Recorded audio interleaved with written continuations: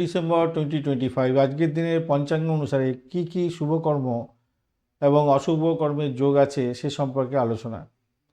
ভোরবেলা থেকে দুপুরবেলা পর্যন্ত সময় 3:06 পর্যন্ত, যেহেতু কৃষ্ণপক্ষ চতুর্দশী, অনুরাধা নক্ষত্র এবং ধৃতিযোগ বৃষ্টিকরণ থাকছে, তাই ধর্মীয় কাজ, শিব পূজা, তন্ত্র সাধনা, শিক্ষা, গুরুজনের আশীর্বাদ গ্রহণ, বন্ধুত্ব তৈরি করা এবং সহযোগিতা করা, সকলকে দলগতভাবে কাজ করা, দীর্ঘমেয়াদী পরিকল্পনা এবং ধৈর্য ও অধ্যবসায়ের সাথে কাজকর্ম করা ভালো।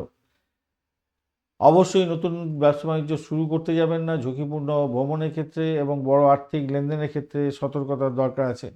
বিকালবেলা 3:06 থেকে রাত্রিবেলা মাঝরাত্রি 12টা পর্যন্ত সময় সূর্যযোগ, শকুনীকরণ এবং অনুরাধা নক্ষত্র থাকার কারণে কৌশলগত পরিকল্পনা গ্রহণ করতে পারেন। গবেষণামূলক কাজ, গোপন কাজ, দায়িত্বশীল কাজ এবং নেতৃত্বমূলক কাজকর্মের ক্ষেত্রে ভালো হবে। গুরুজনের প্রতি শ্রদ্ধা, আধ্যাত্মিক সাধন এবং শিব পূজার ক্ষেত্রে ভালো হবে।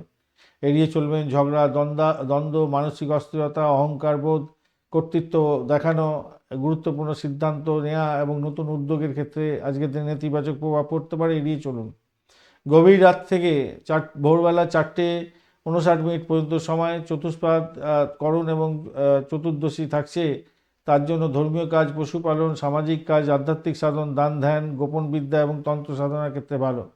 আজকের দিনে নতুন উদ্যোগ শুরু করবেন না, ব্যবসা বাণিজ্য শুরু করবেন না, বড় বিনিয়োগ থেকে দূরে থাকার চেষ্টা করুন।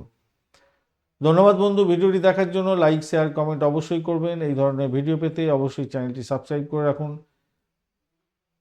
আর বার্ষিক রাশিফল 2026 এবং বার্ষিক নক্ষত্রফল 2026-এর ভিডিওর আপডেটগুলো দেওয়া হয়ে গেছে। এই ভিডিওর ডেসক্রিপশন বক্সেও লিঙ্কগুলো পাবেন, অবশ্যই দেখবেন, কাজে লাগাবেন। ভালো থাকবেন, ভালো হবে বন্ধু, ভালো থাকতেই হবে। অবশ্যই দেখবেন, কাজে লাগান বন্ধু।